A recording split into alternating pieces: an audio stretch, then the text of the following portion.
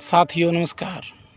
आप अभी दारासर अम्भो YouTube channel देख रहे हैं। आज हम बात करेंगे बिहार बोर्ड के कक्षा 10 के एक विषय हिंदी दूसरा वर्णिका, और उसमें एक कहानी है माँ। कहानी माँ के बारे में हम कुछ क्वेश्चनों पर डिस्कस करेंगे, जो कि आगामी बिहार बोर्ड की परीक्षा में आने वाले में से महत्वपूर्ण अध्याय में से एक अध्याय है। इस अध्याय के महत्वपूर्ण क्वेश्चनों पर हम चर्चा करते हैं। कहानी माँ का लेखक का नाम है ईश्वर पेटलीकर। ईश्वर पेटलीकर कहाँ के रहने वाले थे? गुजरात के रहने वाले थे। इनका वास्तविक नाम ईश्वर मोतीभाई पटेल था और इनका जन्म 22 नवंबर 1983 ईस्वी को गुजरात के पेटलाड के समय पेटली गाँव में हुआ था। इसीलिए इनको पेटलीकर के नाम से जाना जाता है। और इनकी मृत्यु 9 मई 1916 ईस्वी को हुई थी। 10वां क्लास के बच्चों को अच्छे से याद होगा, 1916 में रंपा विद्रोह भी हुआ था। इस कहानी को हिंदी में अनुवाद किया था गोपाल दास नागर ने। इस कहानी में एक माँ का वैचारिक कहानी है। एक माँ इस कहानी का प्रमुख पात्र है। कहानी में माँ को 4 संतानें हैं। 2 बेटा है और 2 बेटी है। दोनों बेटे की भी शादी हो चुकी है, घर में पोता पोती भी है, और एक बेटी है, बड़ी बेटी है। बड़ी बेटी की भी शादी हो गई है। वह भी अपने ससुराल में हिंडोले झूलती है, मतलब सुखीपूर्वक रहती है। उस माँ को एक छोटी बेटी भी है। उस बेटी का नाम मंगू है। मंगू करीब 12 साल की एक लड़की है। यह क्वेश्चन पूछा जाता है, मंगू कितने साल की लड़की है? मंगू 12 साल की एक लड़की है। मंगू जन्म से ही गूंगी और पागल है। यह क्वेश्चन कई बार पूछा है। मंगू कैसी है? मंगू जन्म से ही गूंगी और पागल है। मंगू के बारे में माँ कई प्रकार के इलाज उपचार करती है कि मेरी बेटी किसी तरह से ठीक हो जाए, लेकिन उसकी बेटी का पागलपन ख़त्म नहीं होता है। एक बार की बात है, उनके गांव में एक ज्योतिष आए थे और ज्योतिषी ने कह दिया था कि इस अगहन के महीनों में मंगू का पागलपन मिट जाएगा। मंगू का पागलपन तो नहीं मिटा। उसी गांव में मंगू के अलावा एक कुसुम नाम की लड़की थी, वो पागल हो जाती है। उस कुसुम को 3 माह के लिए पागलखाना में भर्ती किया जाता है। हॉस्पिटल में, पागल के अस्पताल में भर्ती किया जाता है। तो वह वहाँ धीरे धीरे स्वस्थ होने लगती है। पागलपन उनका धीरे धीरे समाप्त होने लगता है। इस बात की जानकारी कुसुम के परिजन के माध्यम से मंगू के माँ को भी पता चलती है। जब कुसुम स्वस्थ होकर वापस अपना घर लौटती है तो कुसुम को देखने के लिए गांव समाज के बहुत से लोग आगे रहते हैं। उसमें से मंगू की माँ सबसे आगे रहती है, क्योंकि मंगू भी एक पागल लड़की थी। उसकी माँ हर तरह से उपचार करना जानती थी। उसकी माँ सोचती थी कि 100 बार दवा करने से कोई ना कोई एक दवा लग जाएगा, एक दवा से ठीक हो जाएगा। ऐसा मंगू की माँ का मानना था। और इस बात से जब मंगू की माँ को पता चलता है तो मंगू की माँ कुसुम को बुलाती है, घर में पूछती है, बताओ कुसुम वहाँ पे हॉस्पिटल में कैसे कैसे थी, कैसे रहती थी? तो मंगू बताती है कि अस्पताल में डॉक्टर लोगों को जब मैं थप्पड़ भी मारता था तो मुझे उल्टा कर थप्पड़ नहीं मारता था, अच्छे से हमें खाना मिलता था और प्यार दुलार से हमें रखा जाता था। यह बात जानकर मंगू की माँ को अस्पताल के प्रति श्रद्धा हुई। यह क्वेश्चन कई बार पूछा है, माँ को अस्पताल के प्रति श्रद्धा कब हुई?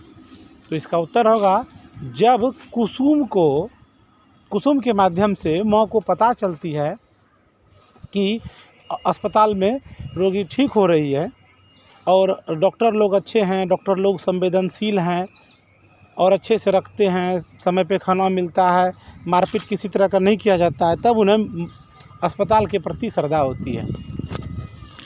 यह सब बात सोच विचार के माँ निर्णय करती है कि हम अपनी बेटी को भी, मंगू को भी अस्पताल में भर्ती कर देंगे ताकि वह भी वहाँ पे जाके ठीक हो जाएगी। और निर्णय करके अपने बेटे को पत्र लिखती है। बेटा भी पत्र पाते ही लोकल मजिस्ट्रेट से ऑर्डर लेके पागलखाने में भर्ती करने के लिए वह ऑर्डर लेके पहुंच जाता है। भर्ती करने की एक दिन पूर्व तैयारी भी होती है और भर्ती करने के लिए जब वो लोग चलने लगती है तो माँ की आँखों से आंसू निकलने लगती है। और मंगू को नया नया कपड़ा पहनाई थी। मंगू देख के काफ़ी खुश हो रही थी, मुझे आज नया कपड़ा मिला है। ट्रेन में भी बैठते हैं, ट्रेन से जब हॉस्पिटल की ओर जाते हैं तो लोग रास्ते में पूछते हैं क्या इसकी माँ कोई नहीं है। एक हंसती खुलती लड़की थी और शरीर से हष्ट पुष्ट थी। अस्पताल पहुंचती है, वह लड़की बाहर अस्पताल तक जब जाता है तो वहाँ पे भर्ती करने के पूर्व जो लोग अस्पताल से निकल रहे थे वहाँ पे मंगू के बारे में माँ को सुनाते हुए डॉक्टर से उसका बड़ा बेटा बोलता है कि डॉक्टर साहब मेरी बहन मंगू को थोड़ा अच्छे से रखिएगा, अच्छे से ध्यान रखिएगा। इस पर वह जवाब देता है डॉक्टर साहब हम इसका अच्छे से ख्याल रखेंगे, समय से इनका ध्यान रखेंगे। और माँ को भी कहता है आप अपनी बेटी को अस्पताल में नहीं बल्कि एक बेटा के पास छोड़ के जा रहे हैं। आज से मैं इनका अभिभावक हूँ, गार्जियन हूँ। और जो मैट्रन रहती है वह भी उनका देखभाल करने के लिए तैयार रहती है। छोटी सी बात पे माँ रोने लगती है। माँ का रोता हुआ देख के उस जगह के सभी लोग, डॉक्टर, नर्स, परिचारिका, मैट्रन लोग, सब लोग रोने लगते हैं। गंगा जमुना बहने लगती है। इस प्रकार से वहाँ पे काफ़ी रोता हुआ मौसम आ जाता है। लगता है कि काफ़ी यहाँ पे रोने का एक माहौल बन गया था। दीवारें भी रो रही थी। जब विदा होके वो लोग अस्पताल से घर आते हैं तो घर पहुँचने के बाद जो परिजन थे वो लोग रात का खाना बना के इंतज़ार कर रहे थे। ये लोग घर में खाते नहीं हैं और आज पहली बार बेटा को लग रहा था कि मेरे ऊपर एक बहुत बड़ा भार है कि बहन को अस्पताल में छोड़ आए हैं, परिवार सुखी संपन्न है। यह बात उनको एक भार की तरह चुभ रहा था। और बेटा घर में सोने से पहले विचार करता है कि हम माँ को कह देंगे कि अब मंगू को मैं अस्पताल में नहीं रखूँगा, मंगू को मैं ला लेती हूँ और यहीं रखूँगी। पुतहू लोग घर में यदि मंगू की सेवा नहीं करेगा तो मैं मंगू की खुद से सफाई करूँगी।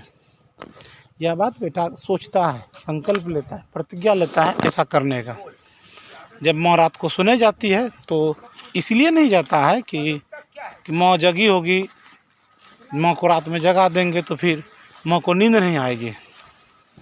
सुबह का अंतिम समय होता है और अचानक माँ चिल्ला के बोलने लगती है, देखो रे मेरी बेटी को मार डाला रे, मंगू को मार डाला रे।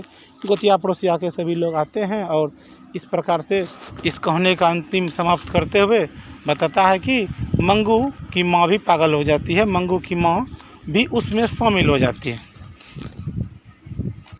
डीवीआई क्वेश्चन पे चर्चा करते हैं। इस कहानी में मंगू के अलावा कितनी संतानें थी? 3। माँ को कितनी संतानें थे? 4। मुख्य पात्र कौन थी? माँ और मंगू। मंगू कैसी थी? जन्म से गूंगी और पागल थी। कितने बरस की थी? 12 बरस की थी। हिंदी अनुवाद किसने किया था? गोपाल दास नागर ने किया था। अस्पताल के कर्मचारी कैसे हैं? अस्पताल के कर्मचारी संवेदनशील हैं। अस्पताल के कर्मचारी कैसे हैं? अस्पताल कर्मचारी, इसका उत्तर क्या होगा? संवेदनशील हैं। सभी छात्रों को सूचित किया जाता है कि यदि आप क्लास 10 में पढ़ रहे हैं, क्लास 9 में पढ़ रहे हैं या क्लास 8 में 7 में पढ़ रहे हैं तो फिर आप हमारे चैनल को सब्सक्राइब करें, लाइक करें। हम आपको बीच बीच में इसी तरह से कुछ आवश्यक जानकारी देते रहेंगे। अलग अलग समय में प्रतिदिन कुछ ना कुछ वीडियो देते रहेंगे और क्लास का उल्लेख कर देंगे कि यह वीडियो किस क्लास के लिए है। आने वाले समय में वीडियो और ऑडियो दोनों उपलब्ध रहेगा। वीडियो को पूरा देखने के लिए धन्यवाद। मिलते हैं अगले क्लास में।